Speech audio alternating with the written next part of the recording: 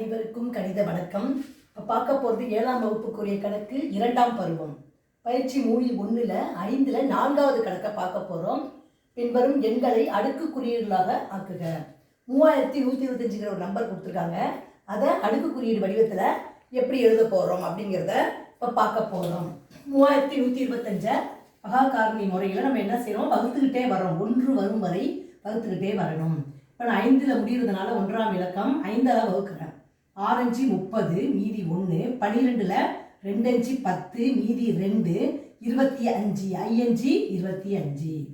அடுத்து திரும்பவும் என்ன பண்ணுறேன், 5ஆலே வகுக்கிறேன்.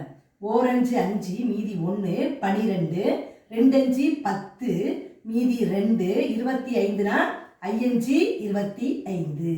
திரும்பவும் என்ன பண்ணுறோம், 5ஆல் வகுக்கிறேன். 2 5 10 மீதி 2, 25, 5 25. திரும்பவும் என்ன பண்ணுறோம், எகெயின் 5ஆல் தான் வகுக்கிறோம். 5 25. திரும்பவும் 5ஆல் வகுக்கும் பொழுது 4 5 5 அப்படின்னு வந்துருச்சு. இப்போ 5ங்கிறது தான் நம்பர் எண் அடிமானம். அடுக்குகள் எத்தனை வருது, 3 5 5 இருக்குது. அப்போ நம்ம எப்படி எழுதுவோம் இதை அப்படின்னா 5 × 5 × 5 × 5 × 5. எத்தனை எழுதியிருக்கேன், 5 எழுதியிருக்கேன். 5 என்பது அடிமானம். அடுக்கும் எவ்வளோ இருக்கு, 5 இருக்கு.